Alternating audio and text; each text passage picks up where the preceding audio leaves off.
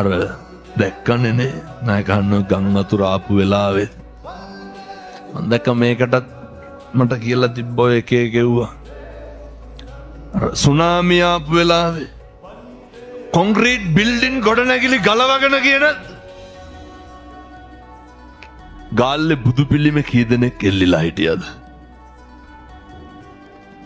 මේ මහ ව්‍යසනයේ මේ ආපදාවේ අපි ඕන තරම් දැක්ක තින්ත පතුරක්වත් ගැලවෙච්ච නැති බුදු පිළිම තිබ්බා.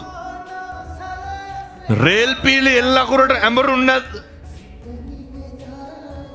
බුදු පිළිම වහන්සේලා තිබ්බ පින්නතුනි හෙල්ලිලාවත් නැතුව. මේක කියනකොට කියනවා බුදු පිළිම ඉතුරු වෙලා වැඩක් තියනවද මිනිස්සු මැරිලා කියලා. මේ මෝඩ මිනිස්සුන්ට තේරෙන්නේ නැහැනේ බුදුහාමුදුරුවෝ කියන්නේ කවුද කියලා. ස්වභාව ධර්මයේ ගරු කරන්න. කවදාවත් දලදා කරඬුව වඩම්මන ඇතෙක්වත් කුලප් වෙලා තියෙනවද? නැහැනේ.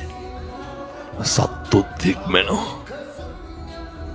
හරි අපූර්වට සත්තු මේ අපේ බුදුහාමුදුරුවෝ කියන එක දන්නේ අපි කවුද? චෝදනා කරන උදවිය කවුද? බුදුහාමුදුරුවෝ කවුද පින්නත්? එනිසා මතක තියාගන්න ඒ අපේ බුදුහාමුදුරුවෝ.